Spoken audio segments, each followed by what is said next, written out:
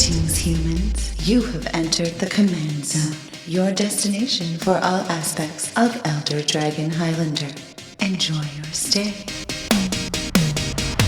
Hey, everybody. Welcome back to another episode of the Command Zone podcast. I'm your host, Rachel Weeks, and today joining me is special guest, Jamie Block. Hey, everyone. Always happy to be here for these. Yeah, we're upgrading another Precon. There are 5 of these things from Tarkir Dragonstorm. This one is the Mardu deck. It's Mardu Surge. It's white, it's red, it's black, it's full of tokens. It makes tokens. And attacking and murder the Mardu way.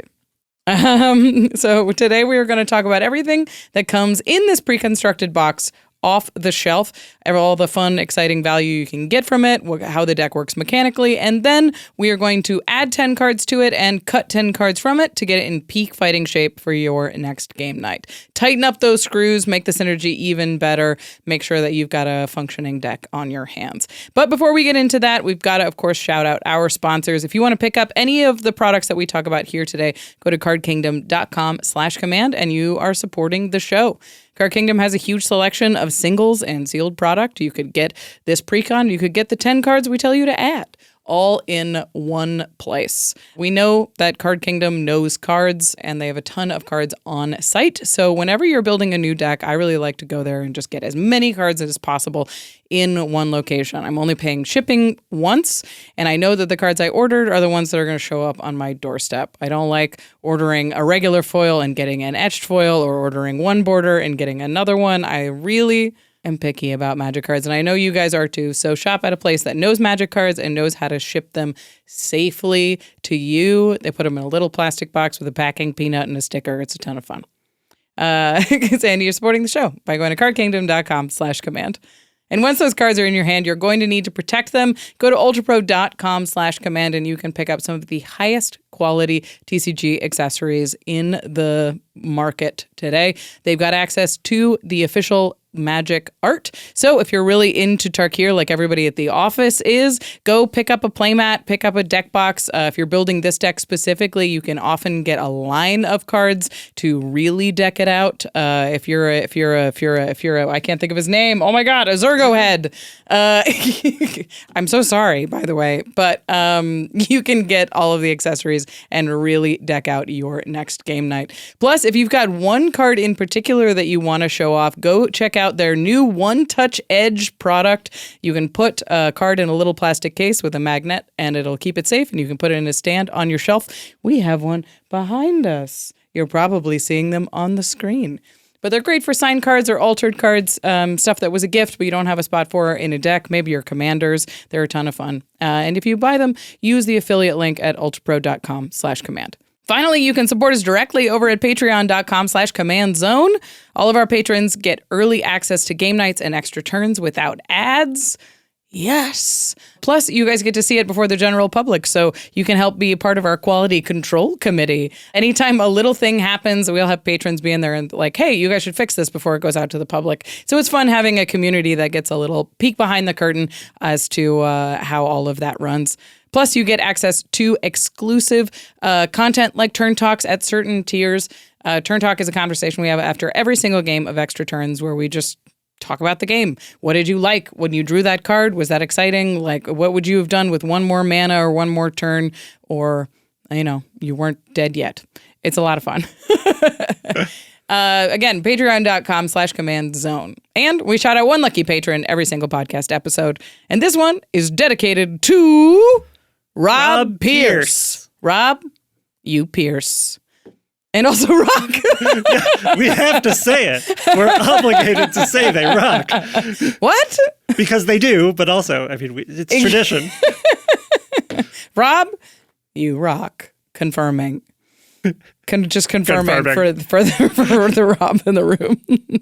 All right, let's talk about this Precon, the Mardu Surge Precon. We're going to do the upgrade. We're going to add 10 cards, take 10 cards out using a budget of only $50. But before you change a deck, you have to get to know a deck first. So the first thing we're going to do is meet the face commander. So the face commander is Zergo Storm Render. He costs exactly Mardu, so a red, a white, and a black. A legendary creature, Orc Warrior. You're getting a 3/3 with Mobilize 1. This is the Mardu mechanic from the set. Whenever this creature attacks, create a tapped and attacking 1/1 red warrior creature token. Sack it at the beginning of the next end step.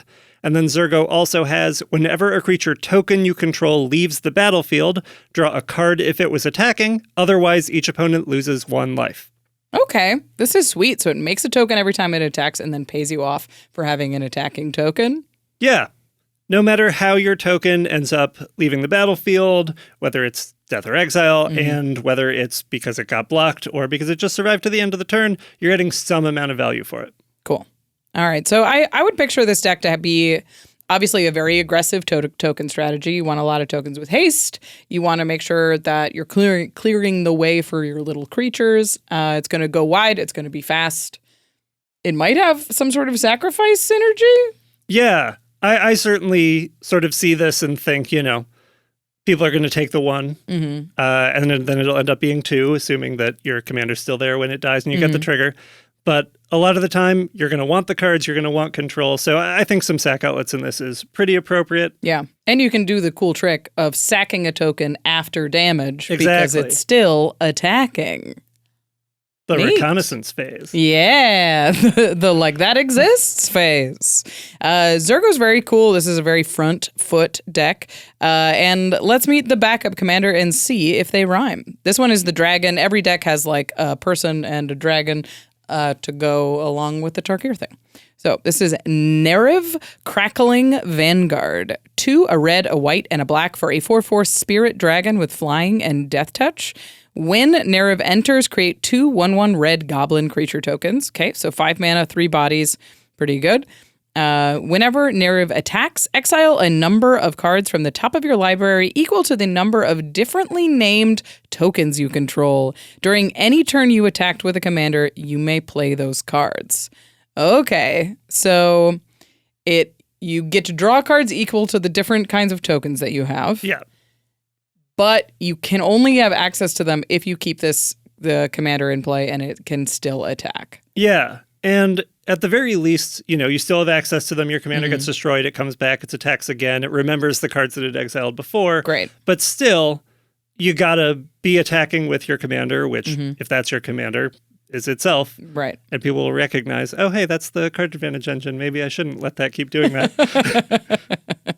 That's sweet. So, okay.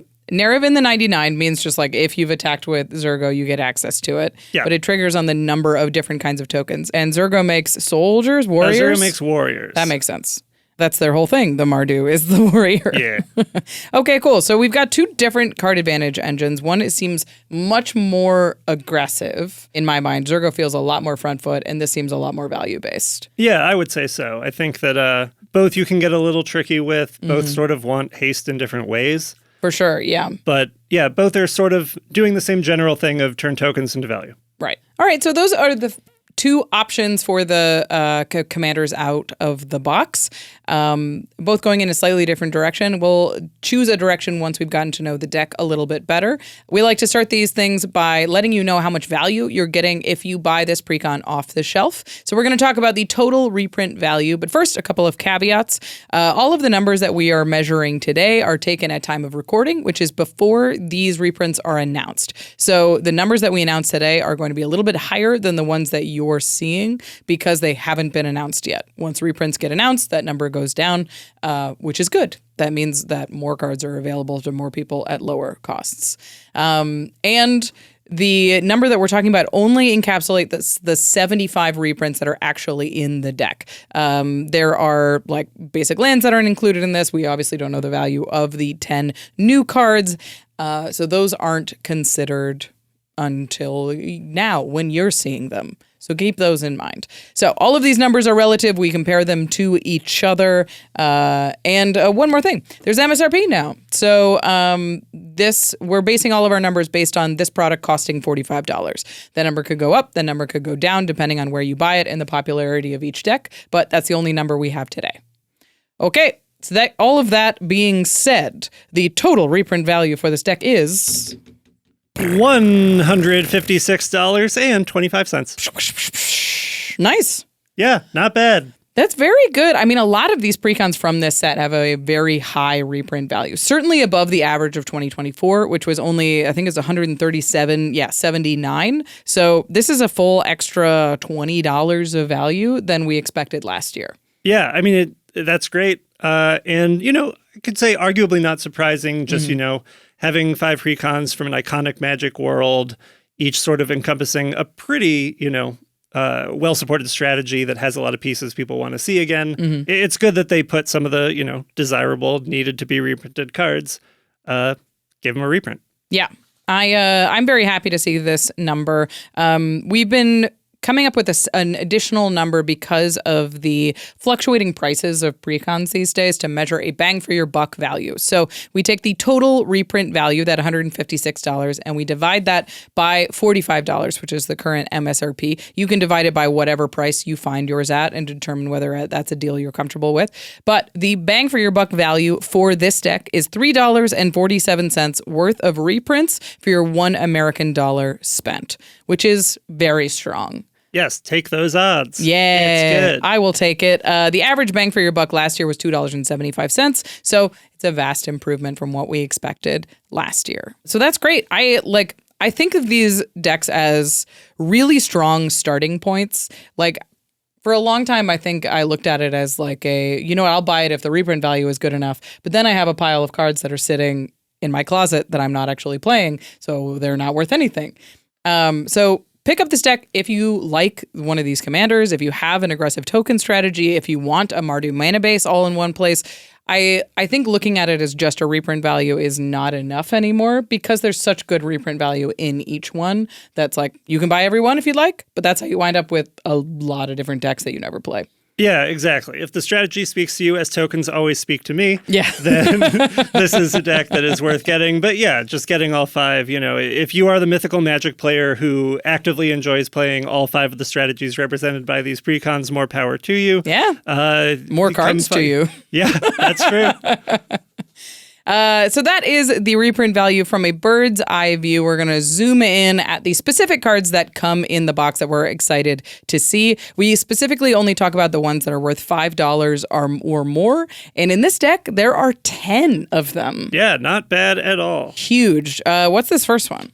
The first one is Grand Crescendo, yes, which is just a great token maker / board protection spell. I mean, I love this thing. It's, it's X white, make X 1/1 citizens and creatures you control gain indestructible until end of turn. X can be 0, so if you just need it to be pseudo heroic intervention or your favorite board protection spell of the moment, it can be that. But if you have mana to put into it, it's that plus grow your board however big you can. This is a great reprint. There's only been one version of this, and that's why it's sitting at $19 right now. Yeah. So having a second option for picking up this card, I think, is going to go a long way, especially when it's like half the value of the MSRP. Yeah, yet another low-key all-star to have come out of New Capenna Commander. My favorite! Every single time I talk about a commander, I mention a card from New Capenna Commander. Yeah. Those precons were bangers. Speaking of a banger, the next card is worth $12. It's Gix Yawgmoth Praetor. I played him recently on Game Nights Live, and he's a ton of fun, and you can do really wild things with him, and it's really good in go-wide decks, especially ones that are trying to just attack with as many creatures as possible. Yeah. Nice pickup. Yeah. Oh, this one's good. Yeah. Up next at $9, we have Divine Visitation. If you would make creature tokens, surprise, therefore 4 angels. Oh my God. Zergo that just makes an angel attacking? Zergo that just makes an angel. All your other token makers, because, we'll get to this. I don't know how often Zergo is going to be safely attacking in this deck, but all your other token makers making 4/4 angels is just super powerful. At that point, I don't need you to lose 1 life. I don't need to draw a card. You're dead in the air. I'm going to hit you with a 4/4. Yeah. That's sitting at $9. Similarly at $9, it's Skull Clamp, and it's got some new art that's like a weird purple gritty. Yeah, with the hat on. Okay. We still have the old art. They didn't take that away. This is just additive, so there's nothing negative to say about it. If you're into gritty Skull Clamp, I get it. I'm into every Skull Clamp, but it's very fun to see some new art on this card. Yeah. Up next at $7.50, we have Lightning Greaves. It's lightning greens. Classic. Give haste. Also at $7.50 is Shattered Sanctum. This is the slow white-black land, a great reprint. At $7, kind of surprisingly. Yeah. We have Hero of Bladehold. Still good? Still good. Still good. Make tokens, pump your board. I mean, it does things the deck wants to do. Great. Yeah, I was surprised at how expensive that card is these days. Glad to see it reprinted. Takesha's Welcome, sitting at $6.50. A great card draw engine, especially for a little creature deck. Yeah, at $5.50, we have Adeline Resplendent Cathar. Great token generator, big beater by herself. Just a classic. You want things that make multiple tokens, especially if they do it multiple times. This is a cool thing with the commander. It's Blade of Selves. Gives the equipped creature Myriad. So if the tokens die in combat. Yeah, they leave the battlefield in combat. And I think that's a good, here we get into it's nice that it says leave the battlefield instead of die. So even tokens that self-exile work with Zergo. That's sweet. I would love to. So I expect some amount of Myriad going on in this deck. Sweet. Those are the 10 cards that are worth noting. There are many more. 90. Do you know them all? Name them now. There's a specific number of cards remaining. All right, so that's a look at what the deck has in it financially. We also like to take a look at the deck and talk about what it's doing mechanically, see if we like the ratios that they put in there, and just give you a better idea of what the deck is trying to do, which means it's time to break down the stats. Stats? Is that you? Statistics.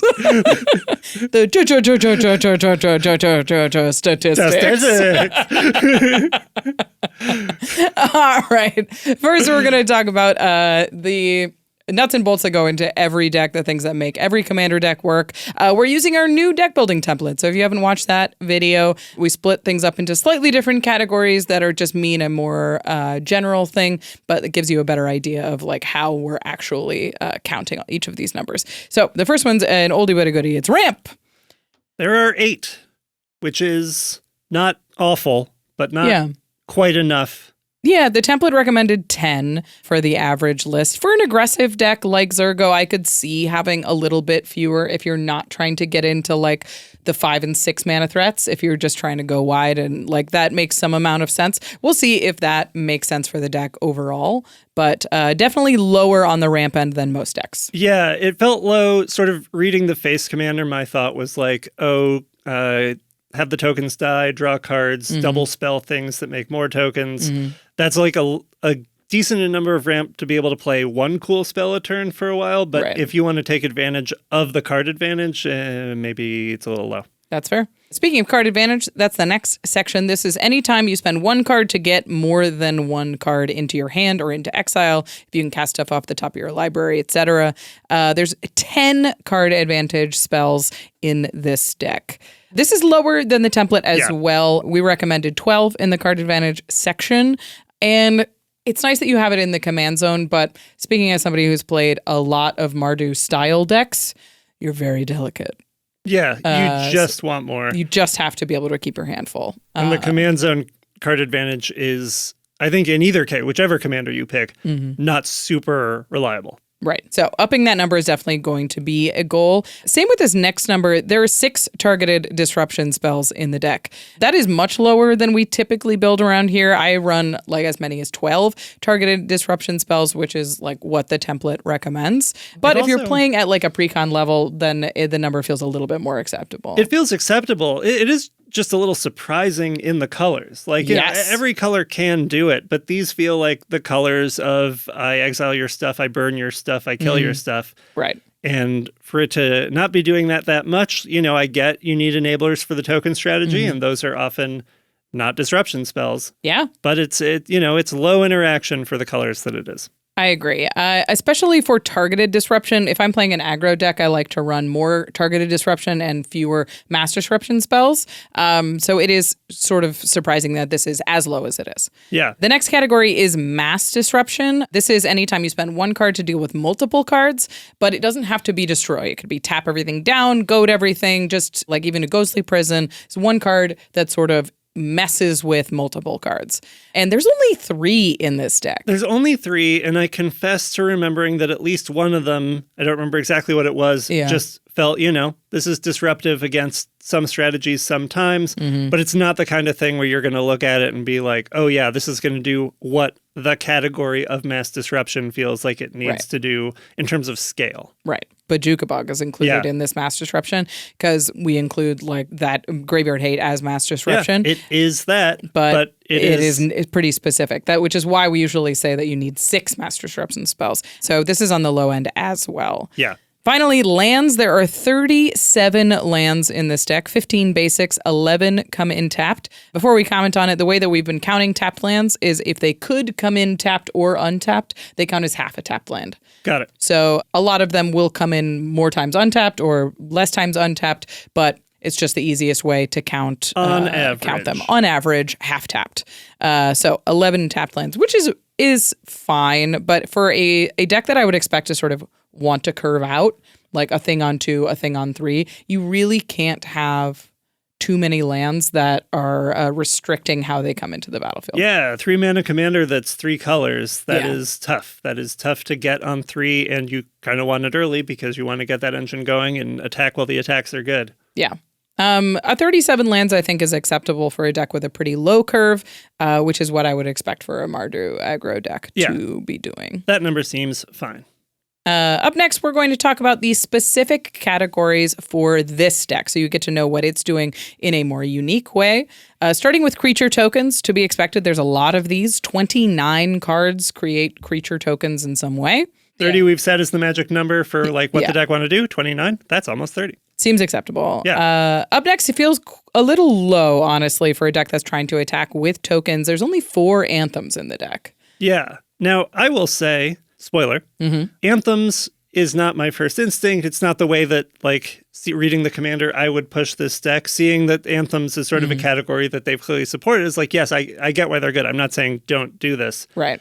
But for me personally, 4 seems fine just because I don't know that my instinctual build is relying on that as the way to do what you're doing. Right. It definitely fights with this next category, which is aristocrats. There's 2 aristocrat type cards in the deck that benefit from when your tokens die. Yeah. And I would include like your commander to sort of be in that world. It's not an aristocrat specifically, but like cares about them dying. I found this to be a problem in token decks a lot, especially with deck builders, is they will do half things that care about keeping your tokens around and half things that care about your tokens dying. Yeah. And it's a big problem in like tchotchke style decks as well, where it's like, every time I sacrifice a token, this is good, but then this cares about how many I have. And those are conflicting ideas. So I think this deck has sort of split focus in terms of like, are we keeping these or are we getting rid of these? And having 4 anthems and 2 aristocrats and 6 sack outlets is this next category says that like we're not really sure what we're doing with the tokens. Yeah, I mean, the commanders have that split focus. Zergo is there saying, yeah, these tokens are expendable. Get rid of them. We're going to get stuff for doing it. And Narrative is saying, no, please keep them. I get more cards if we keep them. Please do not get rid of these tokens. You can feel that disparity in the way the deck is put together. So picking a lane, I think, is going to be a big part of upgrading this deck and making everything feel like it's working better together.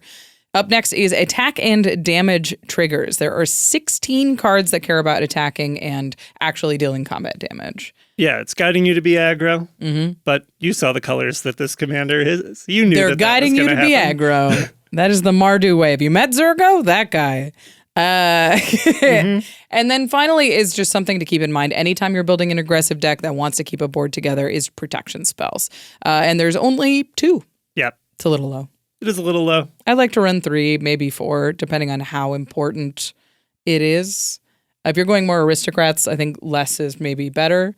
But if you're go wide and want to keep your tokens around, it's essential. Yeah, and especially, looking at the ramp numbers and card advantage numbers, just sort of how easily and how much do you expect to rebuild? Let's say you you didn't have one of your protection spells. Is your game ruined, or are you going to bounce back in a sort of a reasonable amount of time? So a little low on that category as well. So all of that said, we've looked at the stats, we've given a little bit of feedback on that, but I do want to talk about what your goals were with this upgrade, what commander you chose first, and then what holes you decided to plug, what direction you decided to follow. Yeah. So I picked Zergo. There's that. It was sort of in part by Zergo's merits and in part by Nerev's flaws. Just in that I think the card advantage from Zergo is going to be, it might be a little more gradual, a little more reliable, just because with Nerev, you have to have good attacks. With Nerev, you have to keep Nerev around. Obviously, you have to keep Zergo around too. But Zergo, at least you can hang back, sort of let tokens die without it being the one mobilized token you get from Zergo, and just costing 3 instead of costing 5 from the command zone, a meaningful difference. And I don't know, just sort of spoke to me more. Aristocrats is also probably just on its face a stronger strategy than maintain a board of small things. Yeah. Okay, so after having Zergo, we talked about the card advantage definitely needs to be increased, or some way to protect the board is something that we are concerned about. But the other thing we talked about is this disruption package is lacking, certainly. And if somebody sticks something like a ghostly prison, you have to be reliably able to get rid of that. Getting that disruption package up is definitely a priority. Yeah. So cards in hand is a big thing, and more sack outlets or something, picking a lane here. And I think you've definitely chosen a lane, which we can talk about. And it's Aristocrats. It's also just sort of steady value. Like, to me, seeing a commander like Zergo, where it's just sort of like, when things die at time A, you get this. When things die at time B, you get this. My gut reaction is, I want to control when those things die. Right. And sack outlets is the way that lets you do that. So I think, turning it into a bit more of a steady value deck that you can control, rather than sort of being more at the mercy of how your opponents choose to block, which is they are going to make the decision that is best for them. And they won't consider your feelings when they do it. Yeah. At least they shouldn't. All right, so that is the goal with this upgrade. We've got a couple of categories that we will walk through once we get to the specific cards. But I do want to talk about some of the best cards in the deck before we move on, just because it gives you an idea of sort of what your guiding star is. So you're like, okay, if this card is good, then that says the kind of thing we want to add. Yeah. First best card that I picked was Skull Clamp. Classic. The best. Just the best. And it is a guiding star. It's telling you, like, the thing you want to do is be able to turn your tokens into card advantage. Because you have to do it at sorcery speed with this one, but you're doing it at a better rate than just about anything else that we're going to see in the deck, let alone an Magic. Illogical rate. Famously unheard of rate. Famously not so busted. Yeah. The second card is a new card. Sweet. It's Will of the Mardu, 2 and a white for an instant. You choose one, but if you have your commander when you cast it, you can choose both. Nice. Mode 1 is create a number of 1/1 red warrior creature tokens equal to the number of creatures target player controls. Not even target opponent, can be yourself. Nice. And then the second mode is Will of the Mardu deals damage to target creature equal to the number of creatures you control. Nice. And they resolve in that order. So if you do choose both, you get all the 1/1 warriors, and then you hit for more damage to whatever you are trying to remove. This is great. A lot of what we've been talking about in deck building lately is increasing overlap in your deck builds. Like even our template that we released had 108 slots that you need to fill, and that's because overlap is so doable these days in cards. This is a token spell that helps you go wide, and it's a disruption spell that helps you interact with your opponents. So it checks 2 boxes. So that means you're already like filling 2 slots with just 1 card.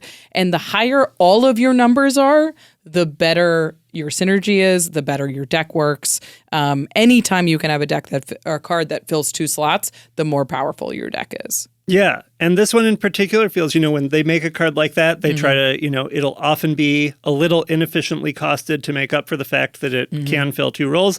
This does not feel like that. Yeah. This feels like the rate for just the first line of text. And then, by the way, it's also removal. Yeah. I mean, 2 mana to functionally double your board state or catch up with an opponent.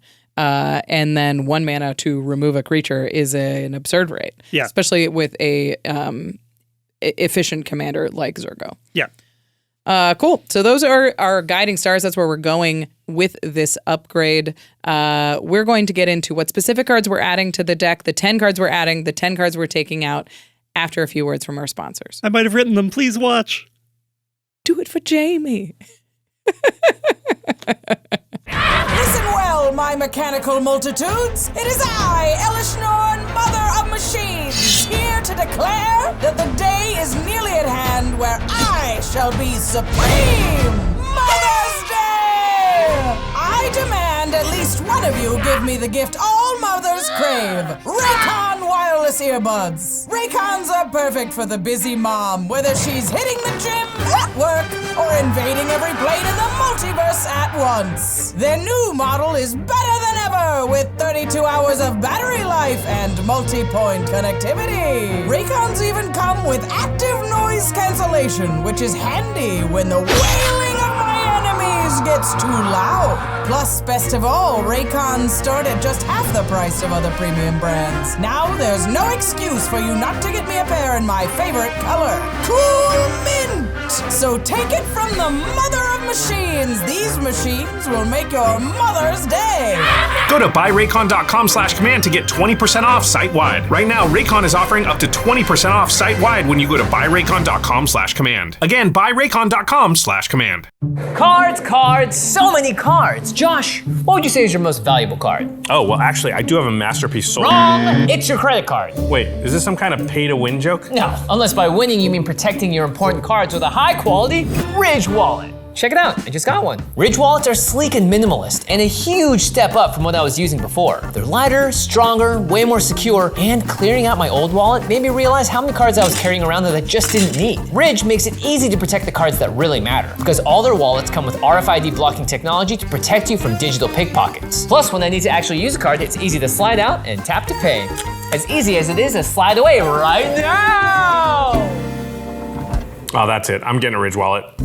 Right now, Ridge is having their once-a-year anniversary sale. Get up to 40% off at ridge.com/command. Just head to ridge.com/command to see their biggest sale of the year. After you purchase, they'll ask where you heard about them. So please support the Command Zone and tell them our show sent you. Again, that's ridge.com/command. Bruce and Silas, Vice Cops. This episode, Protect and Infect? All right, Bruce, we got a brand new case. Are you ready to... Is it bad? Bruce, you look awful. Is that Phyrexian oil? You need to see a doctor. That sounds hard. What if it goes away on its own? No excuses, Bruce. I'm making you an appointment right now on ZOCDOC. ZOCDOC is a free app and website where you can search and compare high-quality in-network doctors and click to instantly book an appointment. Instantly? That's so fast. ZOCDOC is all about fast. Visits typically happen within a few days of booking, and you can even score same-day appointments. But how do I make sure the doctor's good? My last one seemed kinda weird. So, what's the matter, Doc? You seem completely fine to me. Creepy. Well, with ZOCDOC, you never have to settle. They have more than 100,000 doctors across every specialty. You can filter however you like and check ratings from verified patients. Great. Let's look for same day, though, because my arm, it's mostly metal now. Stop putting off those doctor's appointments and go to ZOCDOC.com/command to find and instantly book a top-rated doctor today. That's ZOCDOC.com/command. Again, ZOCDOC.com/command. One fish, two fish, red fish, clue fish. Dr. Seuss? No, I'm working on Morph on Fish Typal. Just want to make sure I have enough fish to actually draw some. Oh, well, you should use ARCHIDEKT's hypergeometric calculator. See? ARCHIDEKT makes it easy to check your chances of drawing what you need, whether it's a certain creature type, mana value, or category of cards, like ramp or draw spells. I use it to check my land count. See, in this deck, you only have a 61% chance of drawing 3 lands by turn 2. Might be a little low. Okay, I'll cut a basic or two. Wait, you mean add? Nope, I've got a reputation to uphold. ARCHIDEKT is the best place to browse, brew, and playtest commander decks. Just go to archidekt.com/commandzone to get started. That's ARCHIDEKT.com/command-zone.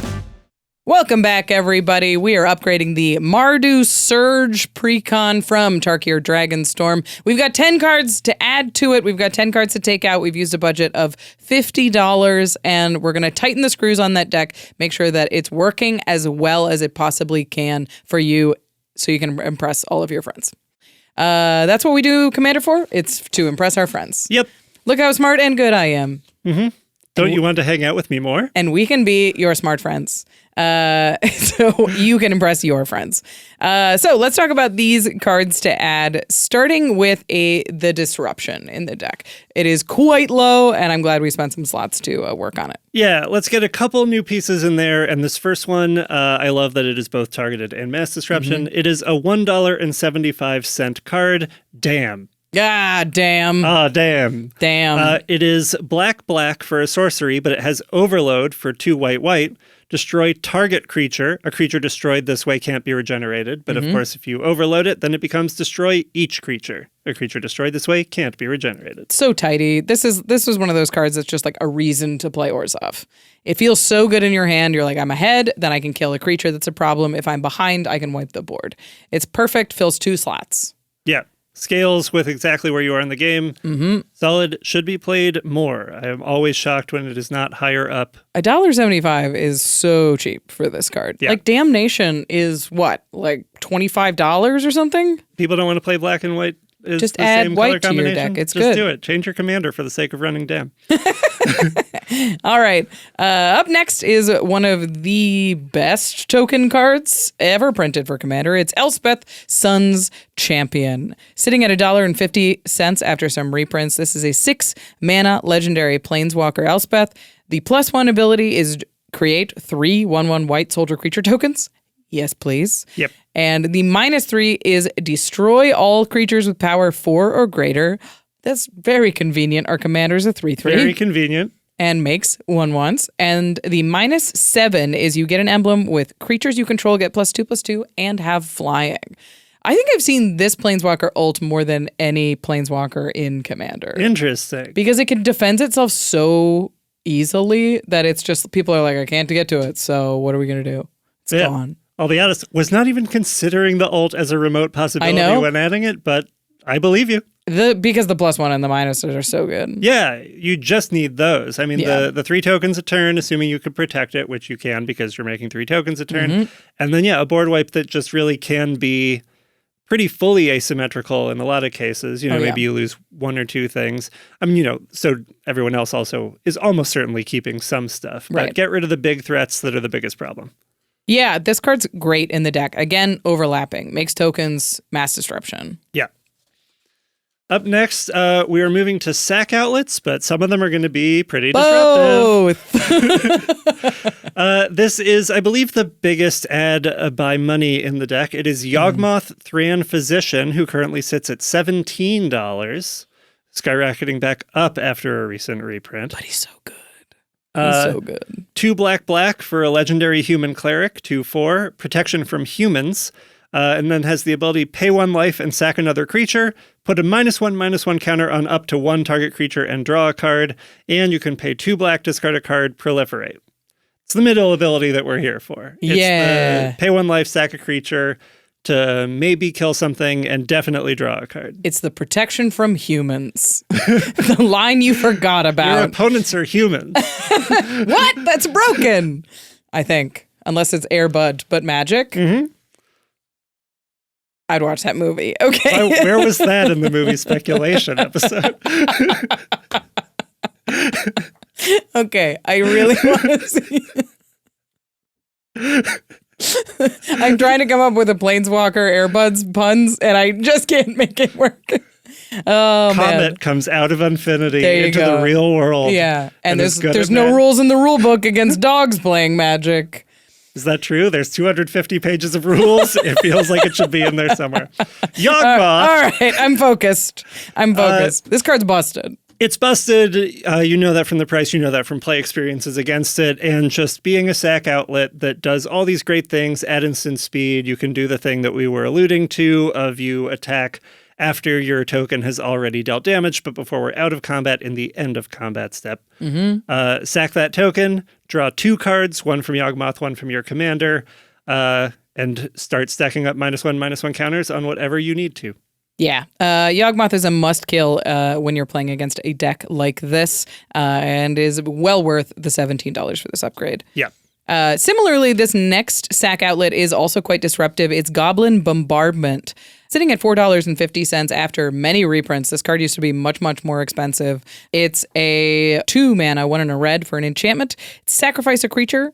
Goblin Bombardment deals 1 damage to any target. So you can sacrifice creatures to ping down your opponent's creatures, which is drawing you cards and taking their pieces off the board. You can use it as a win con to throw the damage at their face. It's also one of those things that makes blocking and attacking really difficult when you're like, okay, I can't really block your 2/2 with my 3/3 because now just one creature is the difference between me keeping this creature and not. Yeah, makes everything tricky. Surprise win if you sandbag it and everyone thinks like, oh, I'm just going to lose 1 life per token that dies. Surprise, one of you is losing 2 in the 1v1. It's going to be you. It makes a big difference. It's like, all right, I'm going to turn my whole board around and eliminate a player. That's Goblin Bombardment. And it's cheap right now, so definitely get it. This next one is a very powerful sack outlet. Yeah, and also not so cheap for it. It is Warren Soul Trader, which is currently going for $11. It's a 2 and a black for a 3/3 zombie goblin wizard. Pay 1 life, sack another creature, make a treasure. That's good. It's good. The deck needed a little more ramp. Here is a little more ramp that can be pretty big as long as your token engine is online. And yeah, again, does the things that come with being an instant speed sack outlet in a new Zergo deck. And treasure is a pretty good payoff. Yeah, I really like treasures in this kind of deck. Not only are the decks or the colors just really good at it, but it fights the downside of not having like a ton of rocks or a ton of time to play the rocks because you just have mana sitting there for an interaction. And it's sort of like a break glass in case of emergency mana, where you just have the mana to be able to cast your board protection or cast your interaction if you need it. But if you don't need it, then you've just saved that mana for later. It's what makes treasures so good generally, but this isn't a... Like, you're not going to have a ton of big spells to dump it into, but it will help you efficiently double spell. Yeah. Okay. Perhaps the most obvious add to this deck is Zergo Stormrender. No, it's Garna Bloodfist of Keld. 1 black, red for a legendary human berserker. She's a 4/3, and it says whenever a creature you control dies, draw a card if it was attacking. Otherwise, Garna Bloodfist of Keld deals 1 damage to each opponent. This does sound similar. Yeah, where have we heard this before? Zergo but different. Zergo but different is very good in the deck. Very good in the deck, yeah. If you're building a deck around a commander, then a thing that is your commander again is pretty good. Notable differences: dies instead of leaves the battlefield, That's so true. your token's self-exiling at any point, not going to work. And deals damage instead of causes loss of life, which honestly, I would sort of prefer that Zergo did that, because then you could play with damage doubling more, which you just sort of can't the way that Zergo is Or templated. lifelink. Yeah. But yeah, the same but more. Garna's great, and she's only 25 cents right now. Even better for that. Up next, we have Queen Marchesa, a classic commander card since forever. I love her. She is 75 cents right now, and what she does is costing 4, 1 red, white, black for a 3/3 legendary human assassin with Death Touch and Haste. When she enters, you become the monarch. And at the beginning of your upkeep, if an opponent is the monarch, you make a 1/1 black assassin with Death Touch and Haste. And this just creates a really sort of you win either way play pattern in the deck where, you know, you want cards. Everyone wants cards. If you're keeping the monarch, congratulations, you're Good keeping job. the monarch. Yeah. If you're losing the monarch, you're getting the token, and either they are letting the token hit them, which is taking the monarch back, or they are killing the token in combat, which is giving you a card from Zergo. So no matter what, you are getting the card every turn. It's sort of just a matter of when. Yeah. Queen Marchesa is great in the 99. The Monarch is always super fun to play with, and this deck is low on card advantage. Monarch is also really good because if the worst happens, if a board wipe happens, you're like, well, great, I still get to hang on to the Monarch. Yeah. So I think this deck will be reasonably suited to take and hold the Monarch. It goes wide. It has a lot of creatures, that kind of thing. The next one's perfect for this deck. I was so excited. I wanted to build this guy when he came out, and I just never got around to it. It's Caesar Legion's Emperor, or Kaiser, I've been told. It is debated among Fallout fans. Yeah, I think, and goodness, just cut this if I'm wrong. Don't, because, you know, let the audience tell me. I think that the lore is that in this world, post-apocalyptic, nobody knew how Caesar was pronounced anymore. So they said Kaiser because that's how it looked. Hilarious. Yeah? All right. Well, you pronounce it how you feel. I love this. He's 1 red, a white, and a black for a 4/4 human soldier. Whenever you attack, you may sacrifice another creature. When you do, choose 2. Create 2 1/1 red and white soldier creature tokens with haste that are tapped and attacking. Incredible. Or you draw a card and you lose it 1 life. Great. Or Caesar Legion's Emperor deals damage equal to the number of creature tokens you control to target opponent. Great. Those are all really good in this deck. You have a lot of things. You want more things, or you want more cards to get more things. He's exactly the kind of thing that you want, and a sick follow-up to your commander. If you play Zergo on 3 and you play Kaiser Caesar on 4, yeah, attack Zergo, instantly sack the warrior token you made to mobilize to make 2 tokens, draw a card. And draw 1 from Zergo? Yeah. Ugh. You're going. That's really good. Okay, up next. Oh, he's only $1, Caesar. Yeah. Wow. I know. We have a couple things that make tokens to round it out. This next one is Jadar, Ghoulcaller of Nephalia, who's going for $5. 1 and a black for a 1/1 legendary human wizard. At the beginning of your end step, if you control no creatures with Decayed, create a 2/2 black zombie creature token with Decayed. Great. I'm pretty surprised this isn't in the deck already. Yeah, This, more than anything else, felt like the exclusion for the sake of letting the person who bought the deck realize how good it is in the deck and feel good about getting to put it in there themselves. You should put it in. It's really good. Because the thing about Decayed is at the end of combat, after they've dealt damage, it is sacrificed automatically. So you automatically get that card off of your commander and you get a free one on the next turn. Plus it curves under your commander, turn 2, Jadar, turn 3. I said Grenzo. Zergo is busted. And you're off to the races. Yeah. $5 for Jadar. He has been sneaking up in price, people realizing that he's Bitter Blossom and starting to buy more of him. Finally, this is sort of a Jamie pet card. It comes up a lot. It was my card of the year, I believe. It is a room, so get ready for 2 cards worth of text. I'm making you read it. It is Dollmaker's Shop / Porcelain Gallery. Dollmaker's Shop is 1 and a white. Both sides are the same enchantment.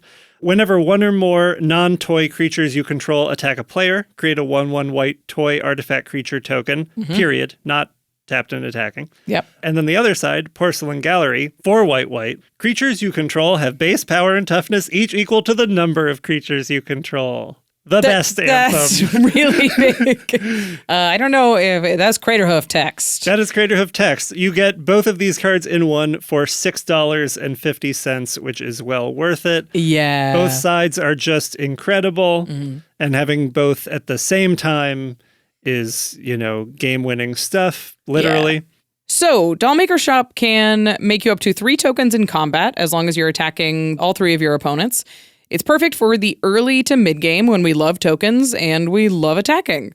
But Porcelain Gallery is a huge finisher. I'm sure we don't need to sell you on this text, but it's especially good with Mobilize because it's a static effect. So even the warrior token that enters after you attack with your commander, it still gets the buff from the gallery. It's 2 powerful cards in 1. Dollmaker Shop is great for fueling your engine. And then the Porcelain Gallery will literally win you the game. Yes. Okay. That's it. Those are the 10 cards that you're adding to the deck. And Jamie used the whole buffalo with this one. Total budget is $49.25. Well done. Yeah, thank you. There was a lot of mixing and matching to get it right there. I love when this budget comes out so perfect because it's the kind of thing where you're just like, okay, you've picked a lot of cards that are sort of low in their price range right now, so you can pick them up and you know they're going to be worth more value to you later, and they go in a lot of different decks. So, yeah. Cool upgrade. Unfortunately, it's time to cut some cards. It is. It was actually a little tricky with this deck. I believe it. They make Precon so well these days. Yeah. And cutting cards is... So we've added a lot of cards that fill 2 spots. So these days, you're not cutting cards that are like bad. They don't put a ton of bad cards in the deck anymore. There's usually one or two easy cuts, but you can cut cards that don't fill multiple slots or aren't the best at filling the slot that they're in. So you're just sort of trimming and shaving. This deck is functional out of the box. Yeah. But this is to make everything work a little bit better, to raise all of your numbers and just make the deck feel more cohesive. So us cutting any of these cards is less about being like, bah! And more about being like, we can do a little better than that. Yeah, no indictment against any of the cards that are about to be thrown out. Yeah. That being said, get them out of here. Yeah. This first one we're cutting is Shadow Summoning. It's 2 mana to make 2 tapped 1/1 flying spirits. It makes tokens. Yeah. It makes 2 tokens 1 time for 2 mana. It does it at sorcery speed. They're tapped. Sure, they're evasive, but you kind of don't care. Like, Zergo's whole thing is I don't care if the tokens are evasive. I'm going to win either way. Right. So this rate is okay, but either you want sort of more tokens for 1 card or you want it to be able to do it repeatedly, like something like Jadar. Yeah, even raise the alarm, just being able to do it at instant speed. I would love to do that. Yeah. This next card we're cutting is Mindblade Render, which is a warrior-fueled sort of saboteur card draw card. Yeah. And the warrior count's just too low. I don't remember exactly what it is, but you're not reliably hitting anyone with a warrior. This one has no evasion itself. Yeah, it's like your commander and the token he makes, but he's a 3/3 without evasion. Yeah, I think just sort of from testing and looking at the deck, you're going to be able to take advantage of your commander, whether your commander can attack or not. And a lot of the time, the answer is going to be not. So you're maybe not hitting with a warrior, in which case this is a vanilla 1/3 for 2, which I would not run in Commander. Nope. That's just me, though. Up next is an Anthem. It's Commander's Insignia. It buffs your creatures for the number of times you've cast your commander, and it costs 4 mana. 4 is kind of a lot for something that doesn't do anything on its own. Usually it's 4 mana to give your creatures +1/+1 in this deck, because I don't know how worried they are going to be about Zergo. I like Commander's Insignia in a deck where you're either casting multiple commanders or you think your commander's going to die a lot, or the plan is to make your commander die a lot. And I don't think that's the case here. Yeah, none of that is this. Yeah. Up next. Yeah, going with another Anthem to get rid of. It's Gold Knight Commander, which is a 4 mana 2/2 that whenever another creature you control enters, your creatures get +1/+1 until end of turn. This was sort of an on the cusp cut. You can have turns with this, especially with some of the ads like Elspeth. Anything that's making 2+ tokens a turn, as long as it's in combat or earlier. This could do some real stuff, but there are just situations where you've paid 4 mana for a 2/2 that isn't really doing much of anything that helps you. And just the rate on it, and sort of especially going in a more aristocracy direction now, there's just not quite a place for this. Yep. The next card is Beetleback Chief. It's a 4 mana 2/2 that enters with 2 friends. So it's 4 mana for 3 bodies on the ground. The rate's just not quite there. No, and especially, the deck doesn't care about any bodies. It cares about token bodies. And only 2 of those 3 being tokens is just, again, I would rather run something that gave me, I wouldn't run 3 tokens for 4 mana, but a hop to it effect. I would rather run. Up next is similar. It's Ameria Angel. Yeah, 4 mana 3/3 flyer with a landfall. You make a 1/1 flying bird token. It caps out at 1 token per turn, and that is not guaranteed. Hopefully with these ads, we're getting more card advantage. We're not going to miss our land drops. But if you're counting on your token generator being tied to your land drops and then you miss one, boy, does that feel bad a half. Feels bad. Siege Gang Commander is the next cut as well. This is a 5 mana creature that makes 3 token bodies and then has like a goblin sack outlet thing. This is probably more for the different token thing. But I guess that one makes goblins too. It's honestly, this one's it's close. a lot of bodies. It's a lot of bodies. It does a bit of everything. It is disruption. It does some stuff. Outlet. It just sort of costs 5, and there's no taking that away from it. And the sack outlet part of it also costs mana. It's just hungry. All the things it does are interesting, but all the things it does are expensive. Yeah. Mere Battlesphere is the next one. Speaking of expensive, Battle Ball is best when you can cheat it into play, when you can make it enter the battlefield multiple times, when it's worth it to play a 7-drop. Here, it feels like a very fair battle ball. Yeah, which is maybe not quite good enough of a battle ball anymore. Yeah. Then we have up next, Legion Loyalty, my most heartbreaking card. Brief story about this. This card's cool. This card's cool. Yeah. Sort of upon learning that this was the deck I was going to be doing the upgrade for and reading Zergo, I was like, oh, Legion Loyalty would be really cool with this commander. Maybe I should add it to the deck. Then I saw it in the deck and thought, oh, I don't know, maybe you cut it from the deck. And here we are with me cutting it from the deck. It's really cool. Yeah. It's cool with, and, honestly, part of why I've cut, things like Battlesphere, the Beetleback Chief, those are great if you can give them Myriad. Absolutely. But that's not a reliable thing to happen with one or two cards that do it. And it's just, look, at the end of the day, it is an 8-mana do nothing enchantment. Yeah. Without a ton of ramp. Like the deck is low on ramp. It has to curve out. I would put this more in a blink deck or a ramp deck if you're in green. It can do some really sweet things, but I don't think there's enough even like ETB type stuff. There's a lot of attack triggers going on. So I don't think it synergizes enough to justify the mana cost, which is a bummer. There were a few right on the cusp of being adds, Myriad Creatures, Hammers of Moradin's the one that is coming to mind. Like Myriad's cool in the deck. Like if you are looking to sort of expand further beyond what we're telling you, Myriad is a great way to go. Yeah, there's a dragon with Myriad. Dragon. Yeah, the Gold Lust Triad. Oh my. Oh my goodness. I'm going to put that down. One more cut. One more cut. This is the new card that got cut. And this was sort of the one that I was most on the fence on, especially after it kind of did some work in a testing game, but just doesn't quite feel like it's called Within Range. It's 3 and a black for an enchantment with when this enchantment enters, you make 2 1/1 red warriors. And whenever you attack, each opponent loses life equal to the number of creatures attacking them. Okay. So you attack somebody with 3 creatures, it drains them for 3. Drains them for 3. And it makes 2 bodies. It does some things that you want to do, but I don't know, 4 mana. 4 mana is a lot for this kind of thing. Yeah, just didn't quite feel there, but maybe it is. Yeah. Like you play it on curve, it feels pretty good. You draw it late and you're like, I don't know. I can just keep picturing it after a board wipe. And you're like, okay, I guess it gets some bodies on the board. It's tough with these decks because they print so many sweet cards that you're like, I don't know. Those final cuts can be personal to you guys as well. So if you're like, you know what? I don't like the look of Grenzo, Havoc, Razor, cut them. You get to make the call. Cool. So those are the 10 cards that are coming in. Those are the 10 cards going out. We'll sing a sweet song for them at the end of this episode, which we sing every episode. You know it. It's our favorite tradition here at the Command Zone podcast, the goodbye card song. Now that we've made those changes, how do you expect this deck to play out? Like, is the perfect game look like for it?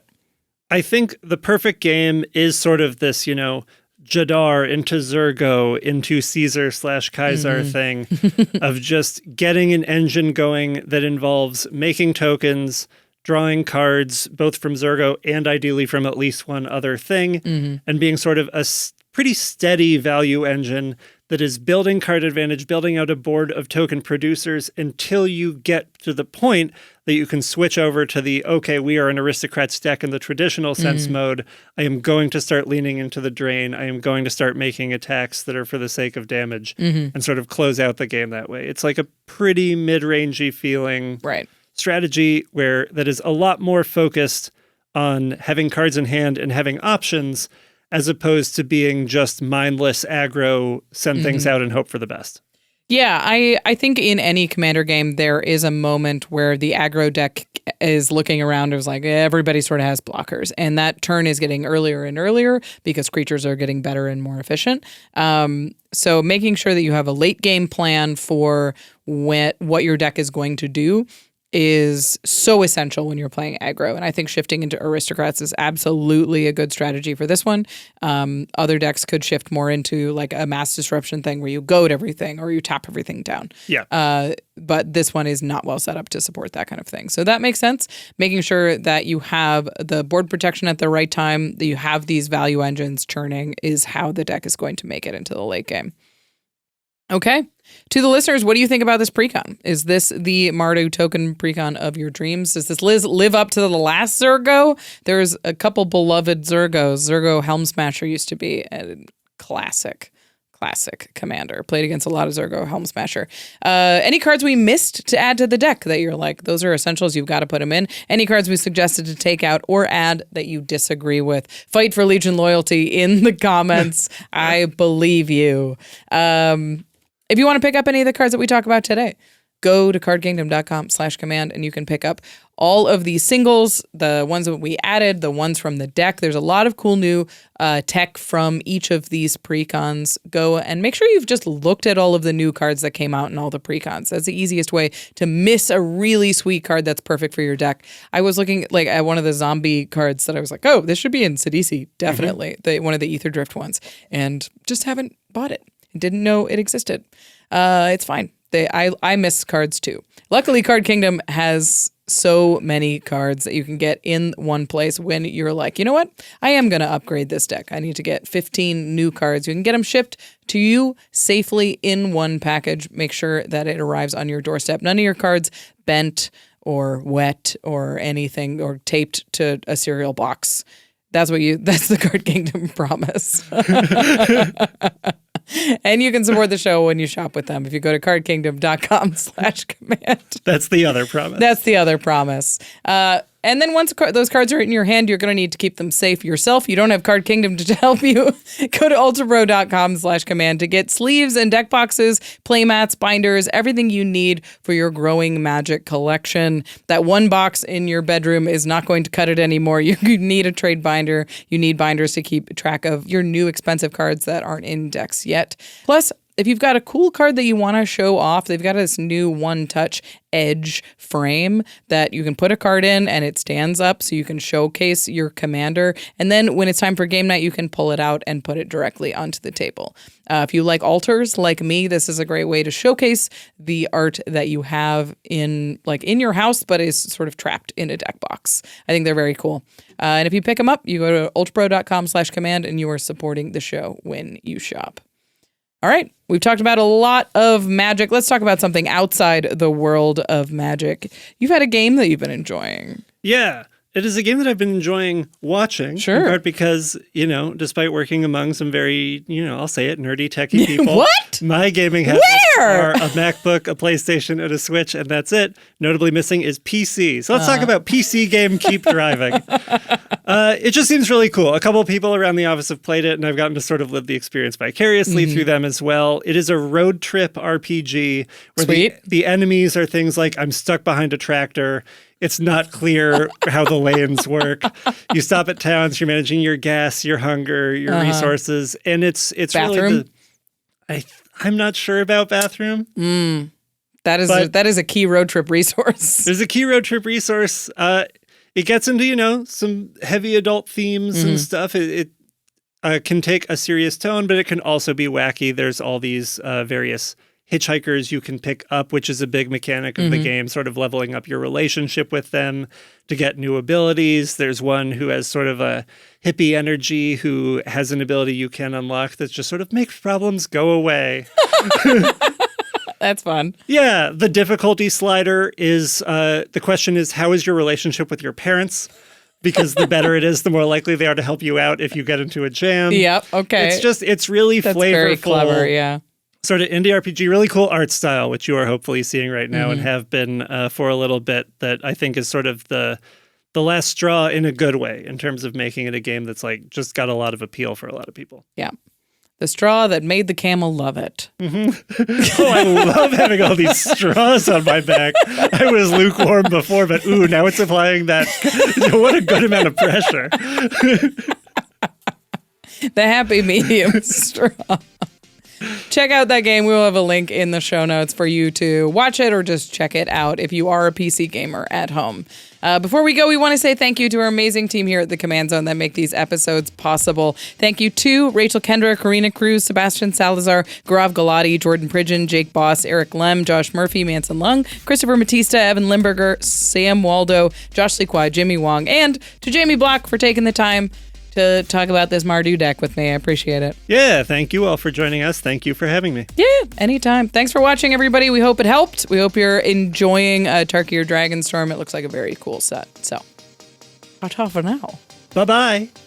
Hope you have the perfect amount of straws.